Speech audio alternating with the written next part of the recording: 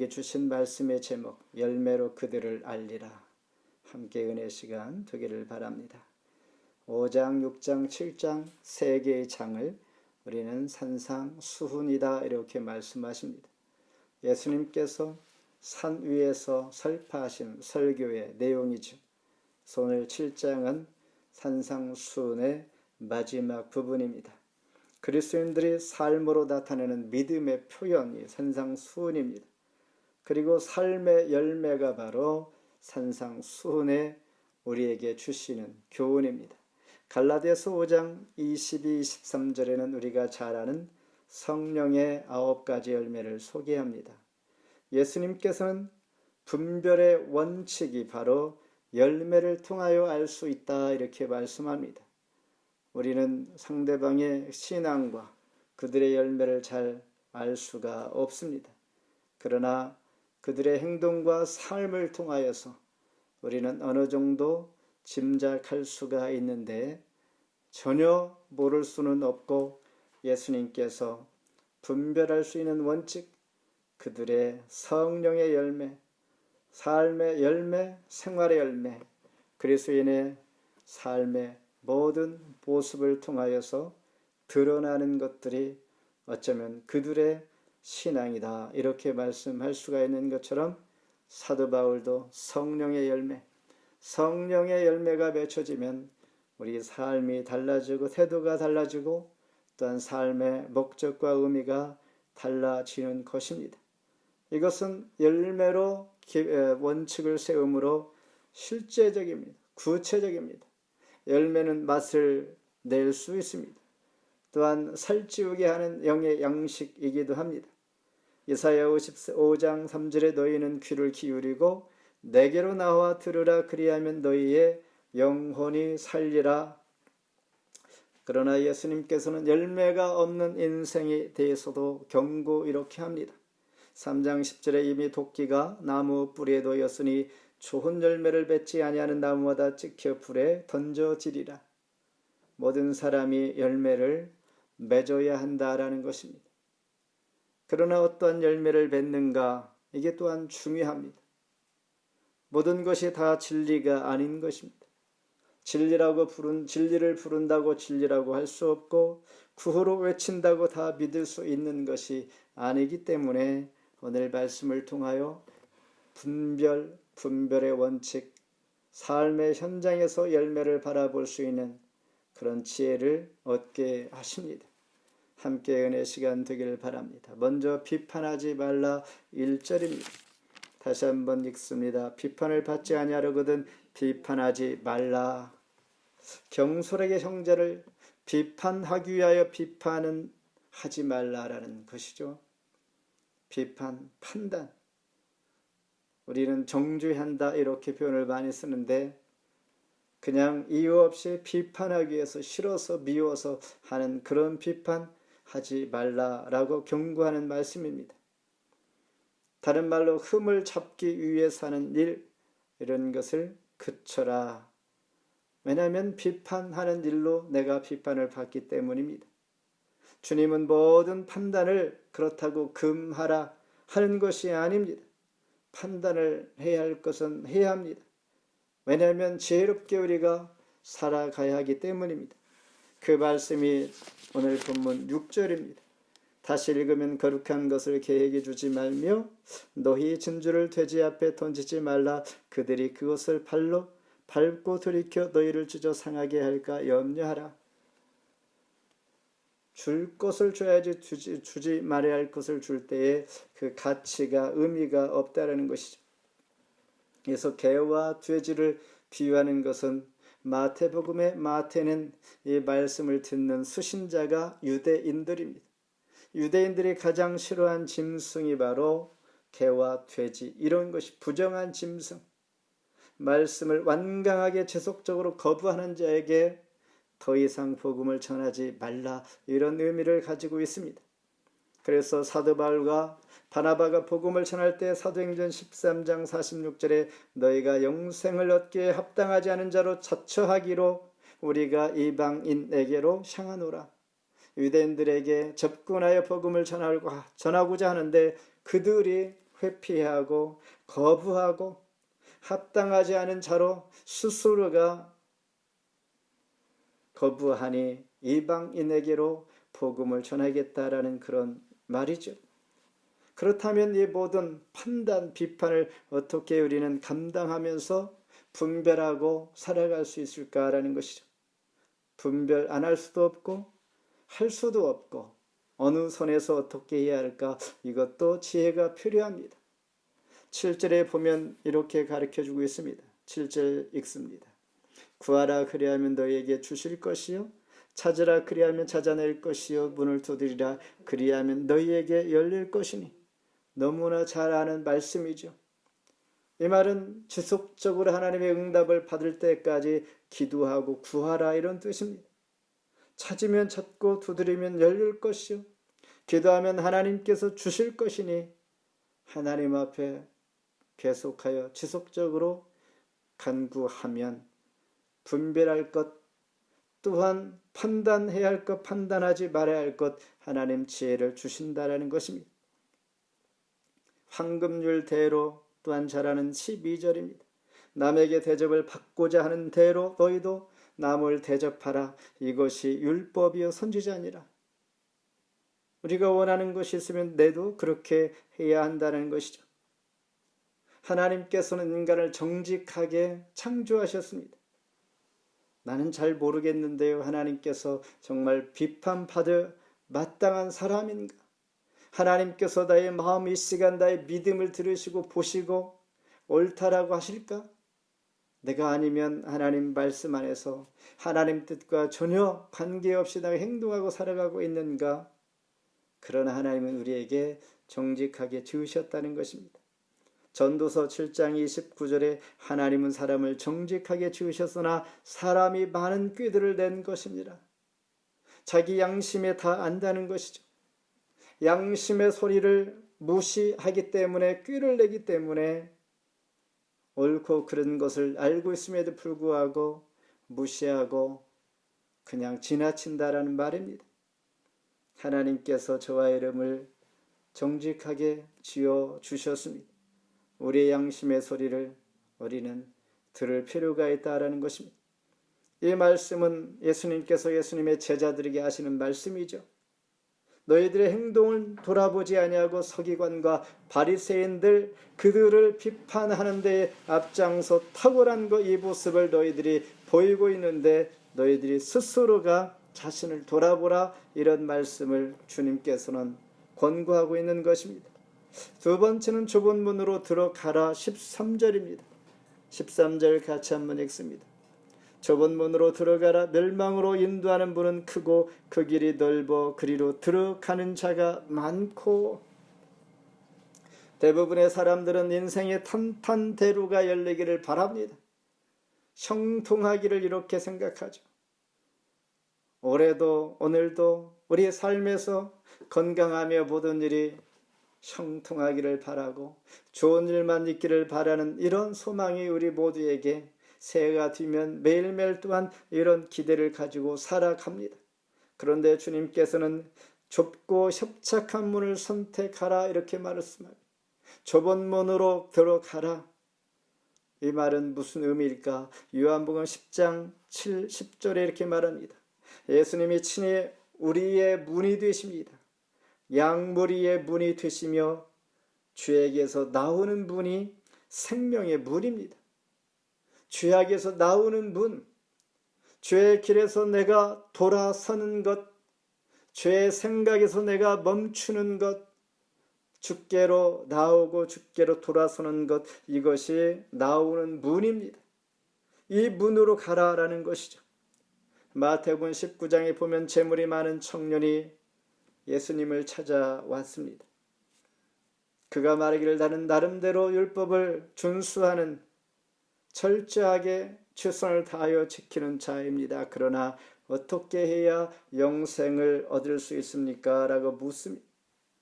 예수님께서 말합니다. 너의 소유를 다 팔아 가난한 자에게 주고 나를 따르라. 이 부자 청년, 재물이 많은 청년은 쉽지가 않겠죠. 자기의 몸과 같은 생명과 같은 재물, 헌신을 다하여 자기가 노력하고 수고하여 모아놓은 얻은 이 재물을 다 팔아 가난한 자에게 주라 하는데 그게 과연 쉽겠는가? 그러나 영생이 생명이 더 소중하다면 당연히 마땅히 해야 합니다. 그러나 육신의 몸을 입고 있는 이 땅에서는 이게 그렇게 쉽지 않은 것을 또한 보여주면서 그 부자 청년은 율법을 다 지켰을지라도 주님께서 말씀하시는 그보다 더 선한 것, 영생을 얻을 수 있는 것 길을 가르쳐 주니 그는 포기하고 말았습니다. 이와 같이 대부분의 사람들은 자기가 세운 기준으로 살아간다라는 것입니다. 신앙생활, 내가 지금 하는 것이 맞는 것이지, 내가 이 정도 하는 것은 지혜롭게 하는 것이지 라고 하면서 우리 스스로가 위로하면서 내 생활, 내 기준으로 살아가는 것, 우리는 때로는 큰 실수일 수도 있습니다. 왜 좁은 문으로 들어가야만 꼭 합니까? 라고 이렇게 물을 때에 그 길이 구원의 문이기 때문입니다. 우리에게는 항상 두 길이 있습니다. 선택의 길, 아담은 선악과를 절대 먹지 말아야 할 선택의 기로 해서 그는 불순종하고 말았습니다. 모든 것을 다 주어져 있음에도 불구하고 그는 하나님께서 금한 것을 어겼다는 것이죠. 모세는 신명기 30장에서 생명의 길과 사망의 두 길이 있는데 여러분들이 선택하세요. 다윗도 시편 1편 6절에서 악인의 길로 가지 말고 의인의 길로 행하라 말합니다. 에레미야 21장 8절에서 에레미야 선지자는 하나님의 두신 생명의 길을 소개하고 있습니다.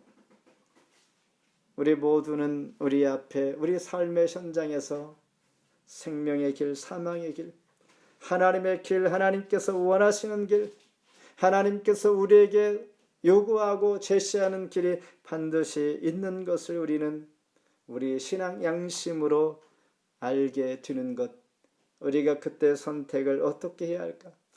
용기와 결단과 믿음과 하나님의 능력과 하나님의 통치가 임할 때 가능합니다. 그러나 그런 심과 결단이 없을 때 쉽지 않다라는 것입니다.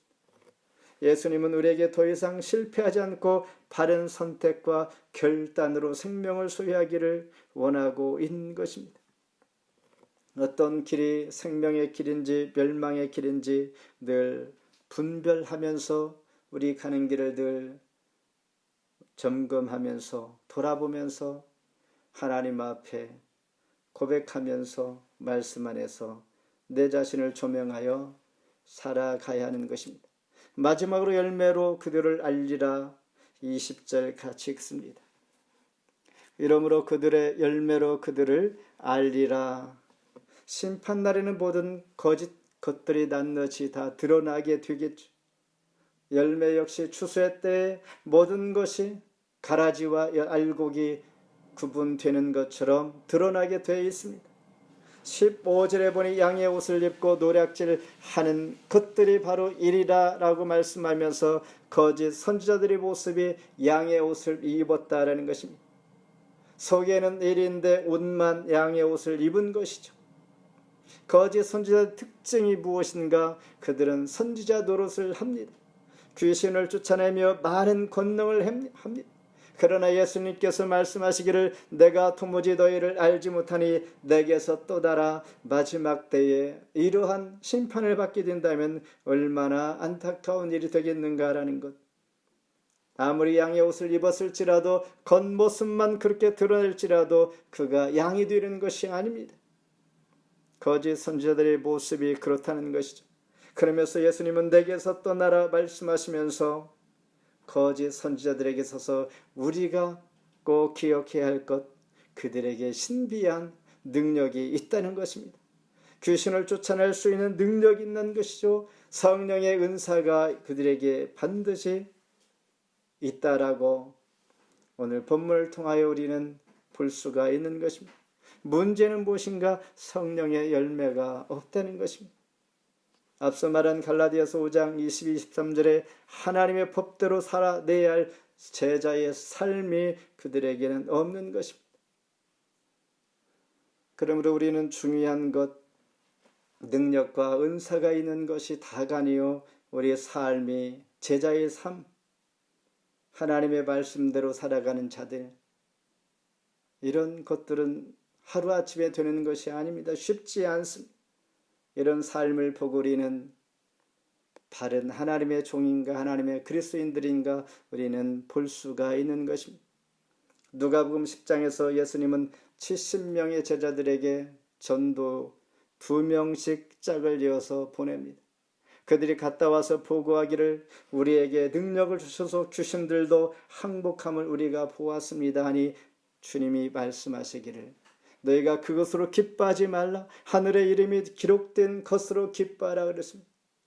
능력을 행하는 것들은 이단도 또한 거짓 선지자들도 다 행할 수가 있으니 중요한 것은 하늘에 너의 생명책에 이름이 기록되어 있는가, 이것이 더 중요하고 기록된 자들은 이로 인하여 기뻐해야 할 것이다라는 것. 이런 말씀을 볼 때 우리는 그리스도인으로서의 어떻게 신앙생활을 하는 것이 정말 중요한지 알게 됩니다. 세상에 이름이 났다고 하나님께서 기뻐할 자가 아니라는 것입니다. 세상에서 이름이 없다고 하나님께서 무시하고 기억하지 않는 법이 없다는 것입니다. 그리스도인들의 잘못된 삶이 여기에서 우리는 많이 느껴지고 있습니다. 어느 교회에 어떠한 사역, 어떠한 신앙생활, 어떤 위치, 환경 중요하지 않습니다. 능력과 은사, 귀신, 그리고 거짓 선지자들도 다 행하고 있다는 것, 우리에게 거듭 말씀하는 것, 내적인 변화가 우리에겐 필요합니다. 그래야 좋은 열매를 맺을 수가 있습니다. 나쁜 나무가 좋은 열매를 맺을 수가 없습니다. 가시와 엉겅퀴가 좋은 열매를 맺을 수가 없는 것입니다. 반대로 좋은 나무가 좋은 열매를 맺게 돼 있습니다. 우리가 설교 한 편을 듣고 어떠한 간증을 듣고 지금 우리가 감동되어 감격하여서 결단을 합니다. 내가 정말 그리스도인답게 살아야지. 내가 변화된 사람처럼 내가 살아야지라고 아무리 결심할지라도 제자의 삶 불가능하다는 것입니다. 오직 성령의 열매, 성령 하나님께서 우리와 함께 하심으로 우리의 마음을 바꿔 주실 때만 가능합니다. 오늘 은혜 받았다고 우리 삶이 얼마나 오래 가겠는가? 쉽게 바뀌어지지 않습니다. 성령 하나님의 도우심이 우리에게 있어야 합니다. 한두 번은 잘할 수가 있습니다. 한두 달은 잘할 수가 있습니다. 일평생 주를 위하여 늘 변함없이 그리스도인답게 그리스도인의 삶을 살아가는 것, 언제 어디서나 우리가 누가 보든지 보지 아니할지라도 늘 신앙인답게 하나님의 제자답게 살아갈 수 있는 그런 능력, 습관이 우리에게 새로운 결단과 결심이 필요할 뿐만 아니라 성령의 은혜가 있어야 한다는 것입니다. 말씀을 뵙습니다. 마태복음 5장에서 7장까지는 산상수훈이라고 말씀드렸습니다. 마치 예수님의 초림과 재림 사이에 이미 즉 이미는 현재적인 맛을 느낍니다. 아직은 정말 완성을 소망하면서 살아가야 할 성도들의 윤리 헌장인 것이죠. 이 말씀을 가지고 말씀대로 살아가야 할 것들입니다. 우리의 구원과 만족의 시작은 우리는 분별함에서 시작합니다. 남을 비판하고 남을 힘들게 하는 악한 마음으로 비판하는 것을 우리는 금해야 할 뿐만 아니라 하나님께서 옳고 그름을 이미 양심을 통하여 주셨으니 우리의 양심의 소리를 듣고 우리 들리는 소리, 하나님의 소리에 의해서 우리는 판단하며 삶을 살아가는 그런 용기가 필요합니다. 주님께서는 좁은 문으로 들어가라 그랬습니다. 주에서 나오는 문이 바로 좁은 문이요 생명의 문이요 오직 구원의 문이기 때문에 그 문을 따라가야 합니다. 거짓 선지자도 능력과 은사가 있습니다.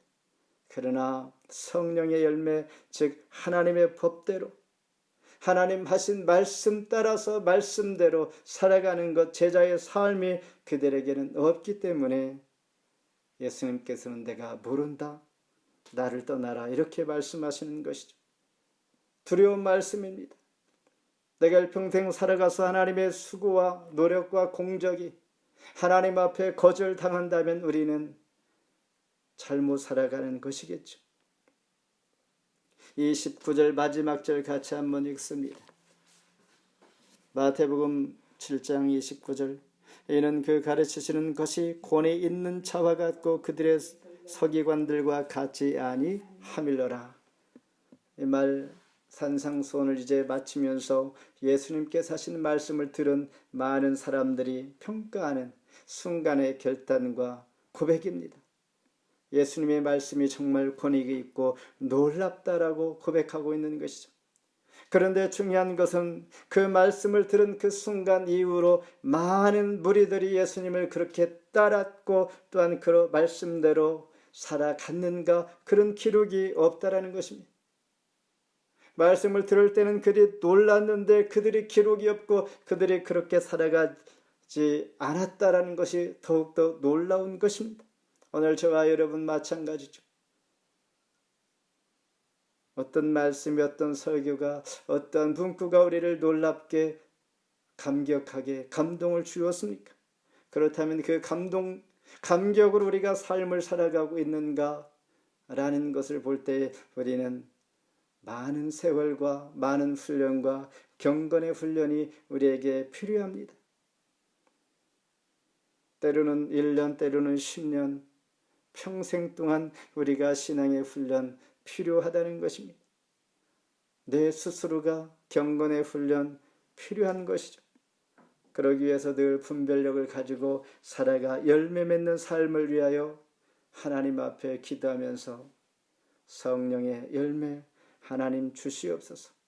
오직 성령의 도우심만이 나의 내적인 변화와 함께 분별하며 하나님께서 이 땅을 살아가게 하는 귀한 성도 되게 하시는 줄 믿습니다. 기도하겠습니다. 하나님 감사합니다.